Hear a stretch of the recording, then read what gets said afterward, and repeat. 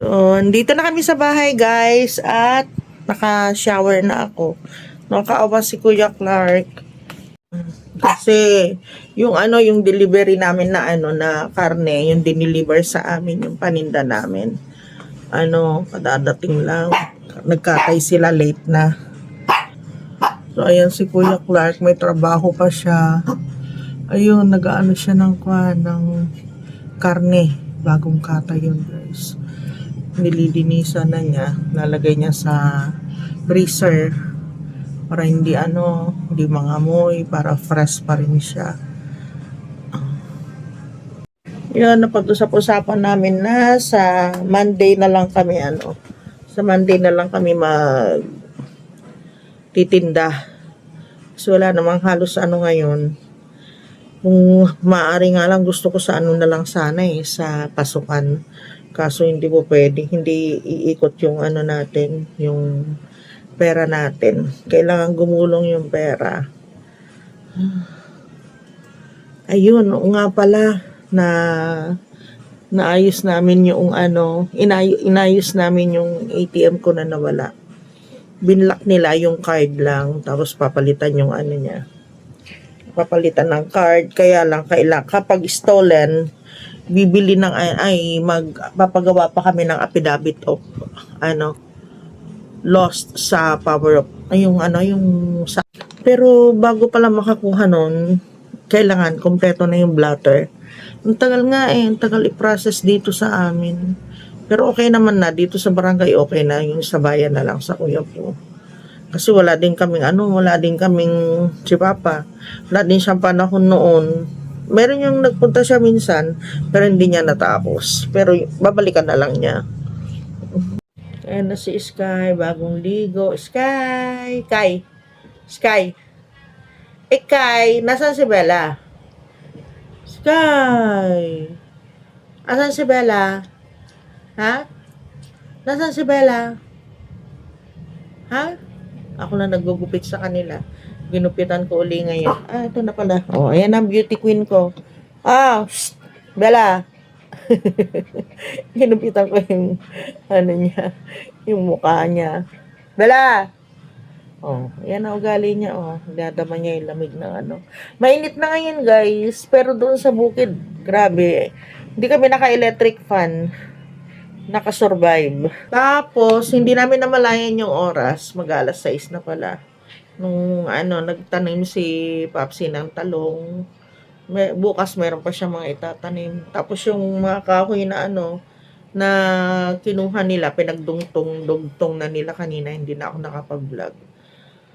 So may mga ginawa na rin ako doon sa sa gilid ng bakod. Nilang bubong ng ng garahe.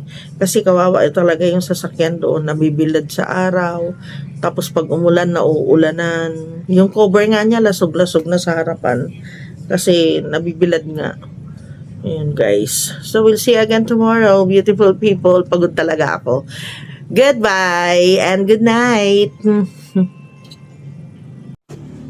Nag-breakfast na kami ni Clark. Nakaano na siya. Naglilinis na rin doon. Clark, nalagyan mo ito ng downy? Ha? Parang may downy na. Sasampay na pala ako. Ay, yung aming yung aming pinakuluan na munggo. Ayun. Ang init. Ready na. Gigisa na lang yung munggo ito sa doon sa labas. Hoy, mababasag itong Clark pag nahulog. Mababasag yun, nilagay mo sa internet pag nahulog yon, pag dumulas. Yung babasagin yun, nilagay mo sa may pinagpatungan mo na internet. Kahit na alisin mo, yung karton na lang ilagay mo, mas safe pa. Sayang din yun. Pag nabasag, bigay ni Ate Andling mo yun. Agoy.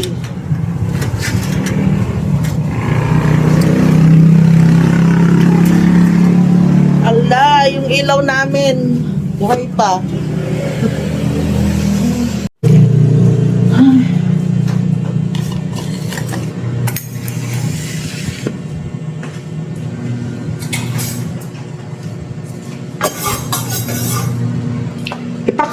kaya muna ito bago ko iprito.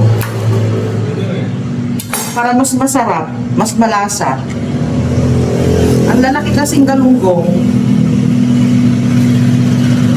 Grabe ang laki. Sobrang init na ng mundo ngayon, pati ulo ko umiinit. Napakainit, grabe. Kahapon halos maghapon nandun kami sa nandun kami sa bukid at ang init. Ay. Diyan na si Kuya Clark, narinig ko na yung gate namin yun.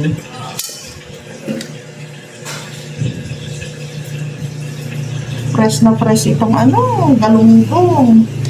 Hindi ko makain ito si Kuya Clark ng paksiw lang. Kailangan iprito para makain niya. Kahit si Ate Cheng, favorite niya ito. Papaksiw muna sa iprito. Lalo na si Dong. Si Dong yata gusto niya ng yung bangus na prito. Hi, Kayan! Ha? Yung luma. Yun ang sa labas, yung bago dito sa loob. Hinugasan mo na sana, anak. Good.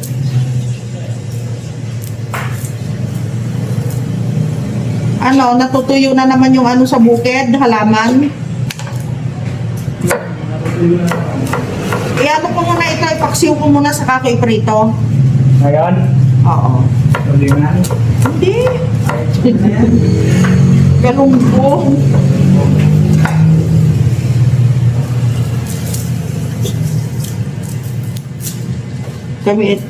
Pengin na ng suka dyan. Lagyan mo na ng suka. Ang sa pag-ibig. Huwag masyadong mo lang yan. Sige. Nandahan lang. Yan. Lutuin lang natin sa suka.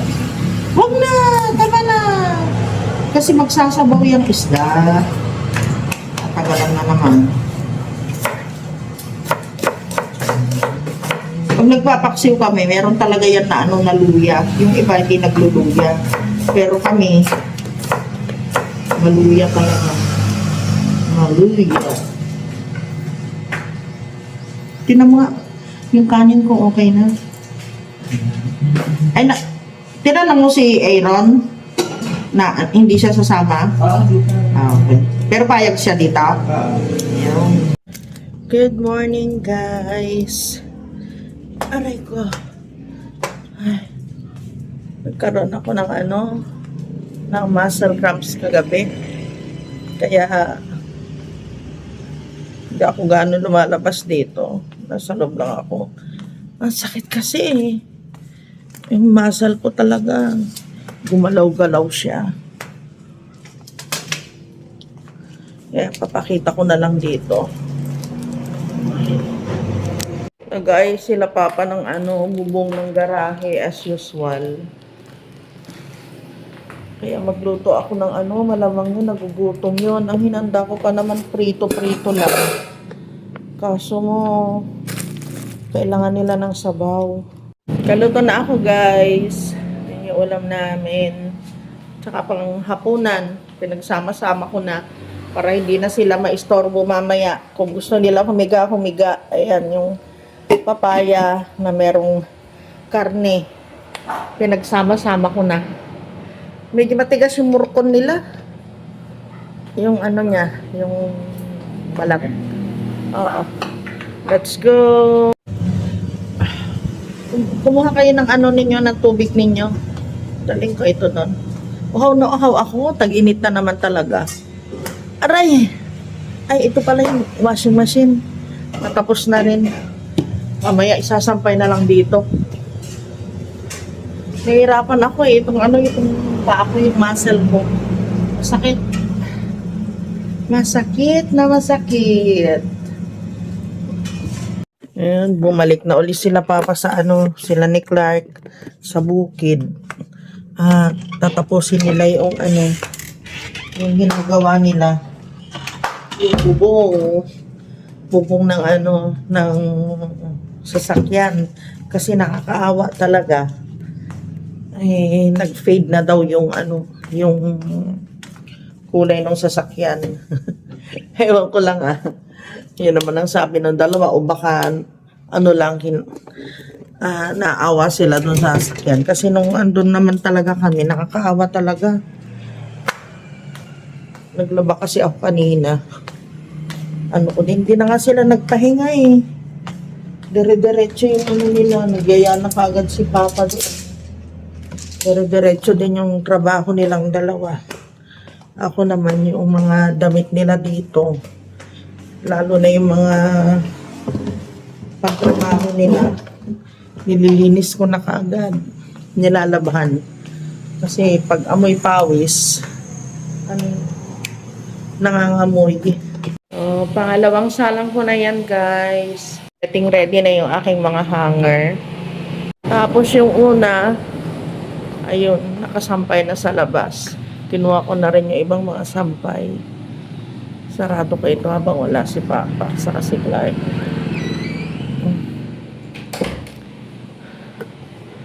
So, dito muna kami sa kwarto nila Sky. Napakainit ng panahon, guys. Tignan ninyo, yung sinampay ko kanina, tuyong-tuyo na. Ready na ito para sa pagtitiklop. Andito si Sky sa si Bella. Hindi ko sila pinapalabas. Kasi sobrang init. Naka-aircon na kami kanina pang alauna. Yung dito sa katabi namin, yung sa may burger, nag-stop na sila nagtinda ng burger, guys.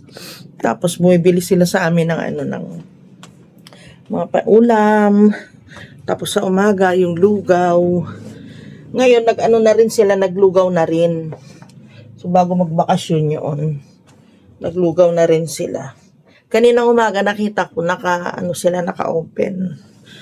Tapos, pinasok nila yung mga kahapon kasi nag-observe ako, guys, kung magtitinda na ba kami nila Papa. Kasi parang parang nalulugi sila. Hindi na mabenta yung mga nila, mga tinda. Kaya tinatansya pa namin ni Papa kung kung magtitinda na ba kami o tapusin muna namin tong buwan na ito. Pero sabi niya, sa Monday, susubukan namin na magtinda kahit konti lang. Mga pa isa-isang kilo. Tignan namin kung kung mabibili. Kung hindi mabibili, hindi muna kami magtitinda ngayong bakasyon kasi walang mga estudyante. Tapos syempre yung mga estudyante sila na siguro nagluluto sa bahay nila. Tsaka hindi naman nagmamadali yung mga magulang, 'di ba, kapag andyan yung mga anak pagbakasyon. Kaya nakakapagluto sila, hindi kagaya ng kapag merong pasok, mga busy din yung mga magulang. Kaya tantyahin muna namin. Sinabi ko na rin kay Papa kung kung tinanong ko na rin siya kanina kung ano yung plano niya. Yun, sabi niya mamayang gabi pag-uusapan namin. Kasi mahirap, guys, kapag yung magluto tapos hindi mabebenta. Sayang yung namin, sayang yung mga puhunan namin. But anyway, nakabili na kami ng 25 kilos na karne, 25 plus 15. May 40 kilos kami dyan na karne. Iba-ibang klase ng ng laman.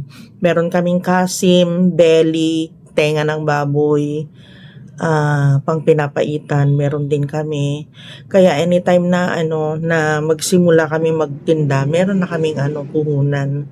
So binili namin yung yung natitira namin na na puhunan nung nakaraan. Kasi guys, ang ginagawa namin ni Papa, yung puhunan namin, yun yung bali allowance namin. Kaya pag hindi kami nagtinda, nagagamit namin yun. Tapos 'di ba nagpunta kami, nag-beach kami.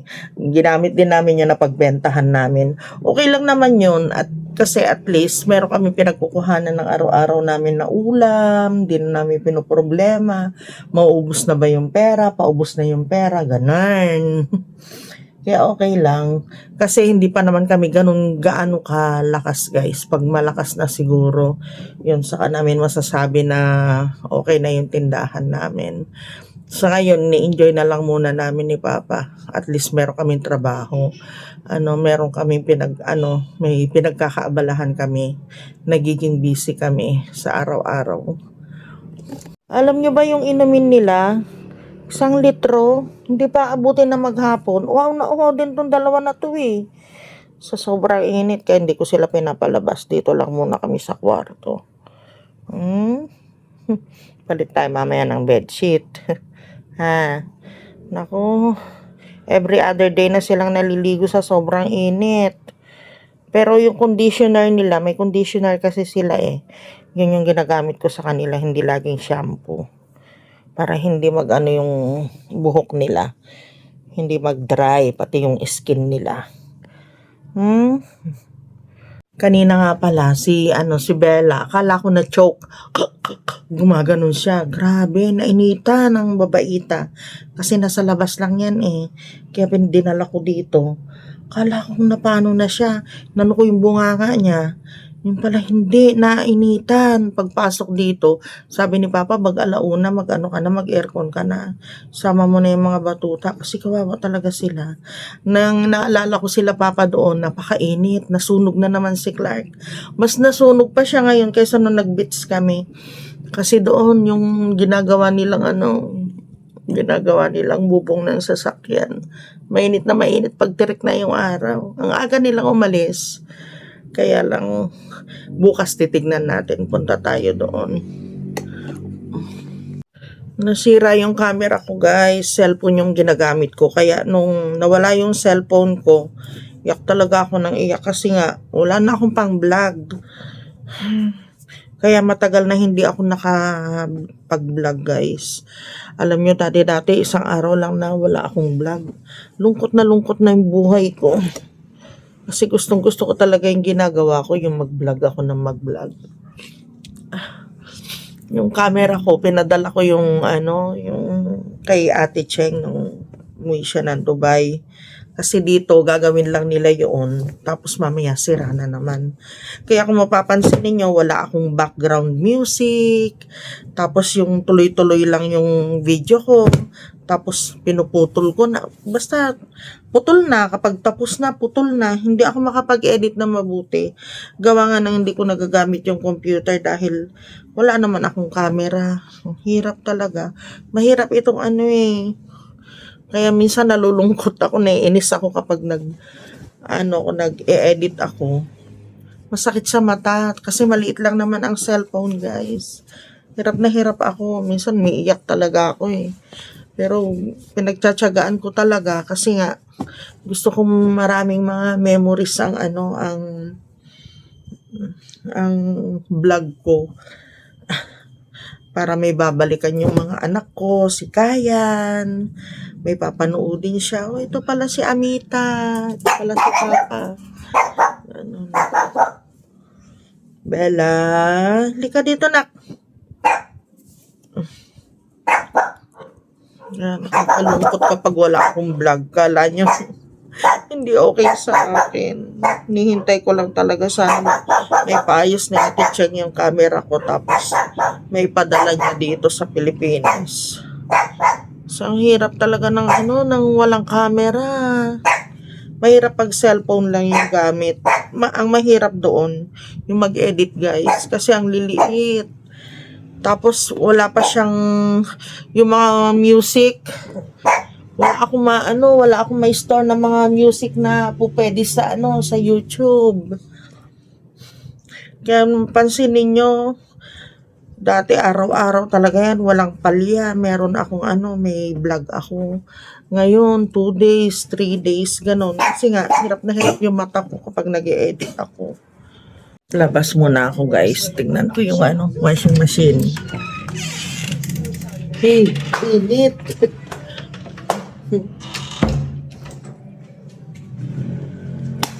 Ako yung niya. Tapos na sayang kasi. Pag ganito mainit na mainit ang panahon, maganda maglaba. Yung hindi na iipunan ng damit. Mahirap maipunan ng damit ngayon.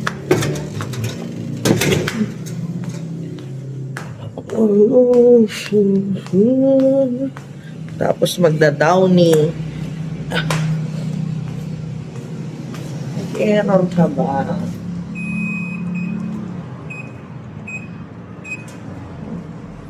Yung ulam namin, yung kanina pa ring tanghali. Ayan, meron kaming natira. Sabaw. Tsaka yung pinirito ko kanina. Hindi naman nila nagalaw ito. Ay, naku. Mainit. Ayan, nagsaing na tuloy ako kasi wala na pala kaming kanin. Para pagdating ng dalawa mamaya, kakain na lang. Ako talaga guys, pag yung bigas namin nakalahati na o kulang nakalahati na, na-alarma na ako. Ayoko na nawawalan ng bigas sa Itong dalawa, naku, si Papa talaga tinanong ko siya kung may bigas pa kami. Sabi, marami pa. Kailan kaya bibili kapag ubos na? Laging ganun, guys. Ay, nako, buti na lang nakita ko ngayon, paubos na pala yung bigas namin. Namalengke kami nung anong araw ba yun? Wednesday. Tuesday yata namalengke kami, tinanong ko siya, sabi niya marami pa. Yung pala ko, konti na. Ay, nako, kailangan talaga mahaba yung pasensya mo eh. And meron pa naman kaming isasaing. So, yun guys, wala naman akong gaanong maiba-vlog kasi nandito lang ako sa bahay. Salamat po sa inyong walang sawang suporta. Nakita ko yung mga nakaraan na mga vlog ko, tumataas na rin yung views ko sa wakas. Ngayon, medyo mababa kahapon saka ngayon kasi nga 9 days yata na hindi ako nakapag-vlog. Pero alam ko yan, tataas pa rin. So maraming salamat po. Hi Dennis 18, salamat sa message mo. Kay Ate Teresita Pasalo na walang sawa na sumusuporta sa amin. Maraming salamat ate. Kay Ate Beth Laluz, Chay De Leon. Hi Chay. Kay Bisprin. Kay Mami J. Hi Mami J. Thank you po. Maraming salamat sa inyo. Sa mga kay Alona na laging nagko-comment. Kay Ate Teresita Pasalo na laging nagko-comment. Thank you ate. Kay Maricel. Marami. Maria. Kay Ming. Hindi ko maano yun. Yun. Thank you po sa inyo. Sa inyong walang sawang suporta sa amin nila Papsi. Ayun. Basta itutuloy-tuloy ko po yung mag-vlog. Pasensya na po kayo dahil minsan pagod na rin ako kaya hindi na ako nakakapag-edit sa gabi. Pero sisikapin ko po na magtuloy-tuloy yung pag-vlog ko. So, magkita-kita po ulit tayo bukas. Good night, beautiful people.